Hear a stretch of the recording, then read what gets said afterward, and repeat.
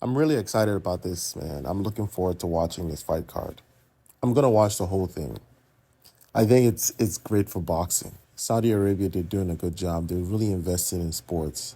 So let's talk about my predictions. Now, the two fights that I know everyone is going to be looking out for are the Anthony Joshua and Deontay Wilder fights. So Wilder is fighting Parker, and Joshua is fighting Wallen, Swedish guy. I honestly think that. Let's start with Joshua's fight. I think that it's gonna be a tough fight for Joshua, and if Joshua doesn't end the fight in the fifth or sixth round, it's it's it's he's gonna lose in two ways. He's either gonna lose by points because he's gonna be fatigued, or he will lose by actually getting knocked out, or technically a TKO, because he's going to be fatigued. He's going to burn out. Everyone knows he has too much muscle, and he just loses steam. No gas in the tank in the 11th and 12th round. I watched Whalen versus Fury again, and he's a good boxer. He is tall. He knows how to use range, and he looks unfit. He's kind of like that Tyson Fury build, but he's actually pretty good. He's not an elite fighter, but he has that good fundamental that Joshua really doesn't have. I don't know if I'm pronouncing his name well. Wallen, I think that's how it's supposed to be pronounced. But yeah, so that's my take on it. If Joshua doesn't get him out of there, if it passes seventh round, then it's trouble for Joshua. And I think his corner knows this. Joshua has to perform. He has to put a good performance up because everyone knows his next fight will be Wilder or Fury, depending on how Wilder does in this fight. So for Wilder is fighting Parker. Parker is a boxer. I mean, Parker is a boxer. Joseph Parker is one of my favorite boxers because he's just a boxer.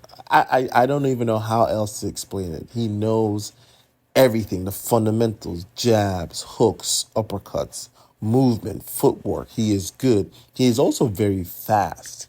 He's like a well seasoned Andy Ruiz. He did fight Andy Ruiz and he beat Andy Ruiz. So Parker, he is my guy for this fight. I hope he wins, but with Wilder, it's always a coin toss. If he gets you, and Wilder can get you at any time. His power does last from the first round to the 12th round. So Parker has to be on his tiptoes. Parker has to be moving. Parker can't fight a Tyson Fury fight the way Tyson Fury fought because Parker's not big. Parker can bully Wilder. Wilder is bigger than Parker, taller, longer range. So this is by far the worst situation Parker could be in. But I have faith in him. I feel like if Parker takes this 12 rounds, it's a win for Parker. As crazy as that might sound. If Deontay Wilder wins this by decision, it's a loss. Because everyone knows Wilder is a knockout king. So my predictions, I'm going to say it's going to be a KO by Wilder in the fourth round.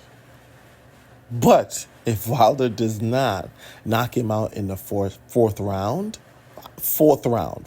let me say before the sixth round, if he doesn't get him out of there before the sixth round, then it could get dicey, because everyone knows Wilder is not going to be boxing for points, and Parker will probably accumulate points between the first and sixth round. And if Wilder doesn't get him out of there and Wilder starts getting desperate, then it's not going to be looking good for Wilder.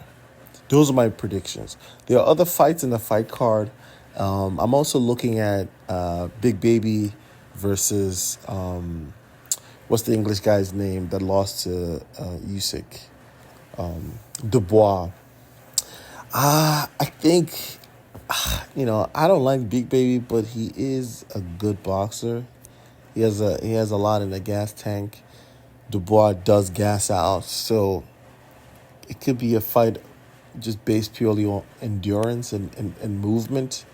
So I think that fight would end up being who has the best game plan.